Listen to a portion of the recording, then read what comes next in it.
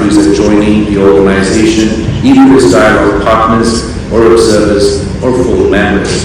We congratulate brotherly Iraq, which would soon become the newest member of the SCO family.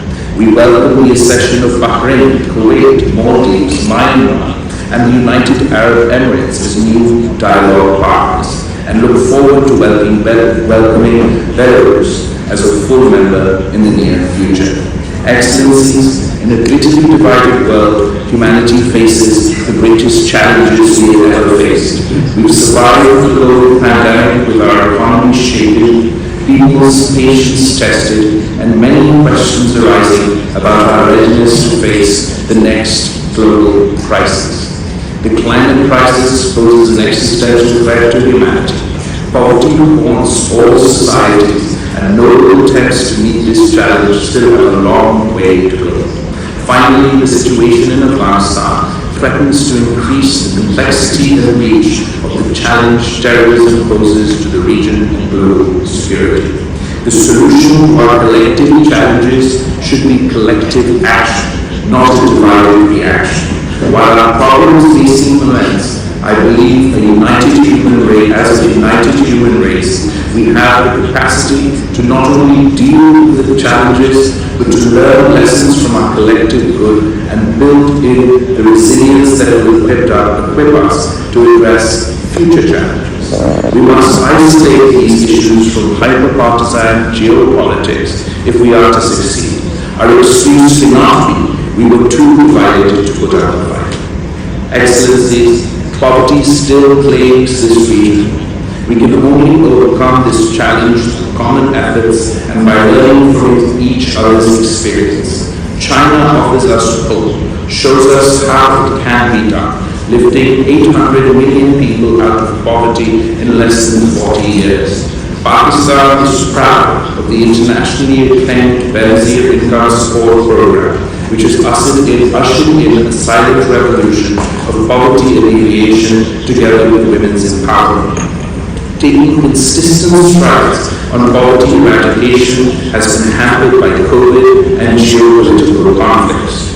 We need to set our priorities straight, to deliver to our people, to make poverty history. Chest thumping about economic progress rings hollow when the largest number of poor people on the planet dwell within our collective borders. Given our experience in this area, there is a very strong and compelling case for closer cooperation for poverty alleviation under SCO.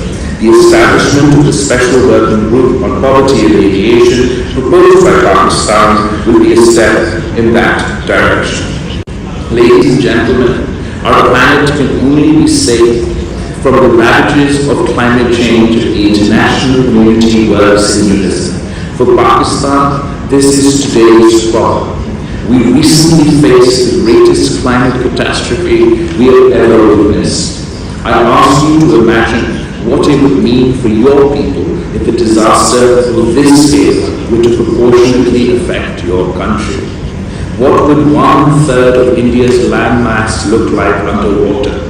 How would the people of China be tested if 1 in 7 people were made climate refugees overnight? This was a reality for my country, my people, only last year. We are rebuilding our lives at great cost and bracing for the inevitability of such a disaster striking here. I am proud of Pakistan's leadership through our chairmanship of G77 plus China. We helped advocate for loss and damage to be included on the agenda of COP27. However, this is too little, too late, and much more needs to be done, especially by developed countries. We must hold the developed world up to their commitment of providing $100 billion annually for climate finance. While Pakistan has emerged as an important voice in the global discourse on climate change in the aftermath of said disaster, it is encouraging to see that the SCO is also attaching greater importance to this critical issue. The joint statement to be issued by the Councils of Heads of States on fighting climate change rightly calls for deepening cooperation in the areas of environmental protection.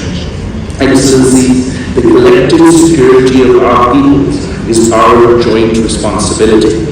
Terrorism continues to threaten global security. Let's not get caught up in weaponizing terrorism for diplomatic points for it. When I speak on this topic, I do so not only as the Foreign Minister of Pakistan, whose people have suffered the most in terms of number of attacks and number of casualties. I also speak as the son of the mother who was assassinated at the hands of terrorists. I feel the pain of this loss, empathize with the victims across the world in a way that most cannot. I and my country are firmly committed to eradicating this menace. This requires not only a comprehensive approach, but also a collective approach. It demands we address the root causes as well as the threats posed by specific groups. It requires that we let this challenge unite us to fight it rather than divide us to become its victims. Our success requires us to isolate this issue from geopolitical partisanship. Practical, pragmatic solutions exist for us to put an end to this chapter once and for all. We must stop conflating non-state actors and state actors, condemn all forms of terrorism, including state-sponsored terrorism. Given that many SCO members confront the menace of terrorism, often from the same terrorist groups, SCO RATS needs to be further strengthened to effectively address the growing threats to peace and security in the SCO space. Excellencies, the situation in Afghanistan has added new complications for global security. We continue to call for the international community to meaningfully engage the Afghan interim government. After being the playground for great powers time and time again, we owe it to the people of Afghanistan not to repeat the mistakes of the past. A united international community can compel the authorities to demonstrate their will and help build their counter-terrorism capacity for the security of Afghanistan, the region, and the world at large. I feel compelled to raise the alarm that terrorist groups within Afghanistan are cooperating amongst themselves more than we are as the international community. As the country that will be the first but not the last to suffer the consequences, Pakistan calls on the international community to work towards addressing these security concerns so we can unlock the true potential not only of Afghanistan but the region as a whole. A peaceful, stable Afghanistan is key not only to regional integration, economic cooperation, but for global peace and stability. We believe the SCO Afghanistan Contact Group can play a role in coordinating practical cooperation with Afghanistan. Excellencies, the SCO was established to ensure security across Eurasia. The organization stands for strict observance of the UN principles of sovereignty, territorial integrity, and the people's right to self-determination.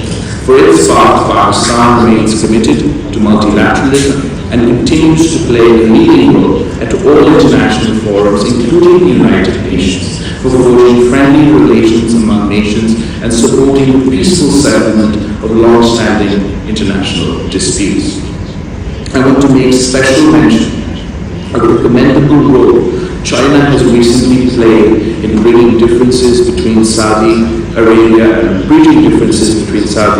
and Iran, two countries that are also associated with the SCO. When great powers play the role of peacemaker, we can unlock the potential of peace while paving the way for greater cooperation, regional integration, and economic opportunities for our peoples. We must ensure respect for the universally recognized principles within the SCO. Unilateral and illegal measures by states in violation of international law and Security Council resolutions runs counter to the SCO objectives. We need to be unambiguous in keeping our commitments and charting out a new future for our people, one that is not based on conflict preservation but on conflict resolution. We must also resolutely resist the temptation to stoke prejudice and discrimination to derive our identity.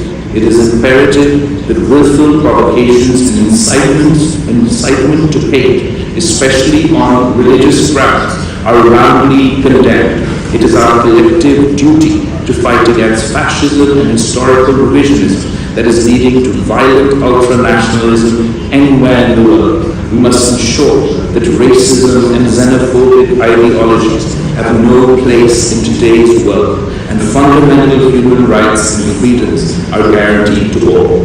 I would like to conclude by reaffirming Pakistan's unwavering support and commitment to the SCO's goals and objectives. The SCO represents more than 40% of the world's population and almost a quarter of the world's GDP. In other words, the SCO represents the future, and it can be a glorious and prosperous future for all of us, if only we can work together to seize it. I thank you. SCO में पाकिस्तान की नुमाइंदगी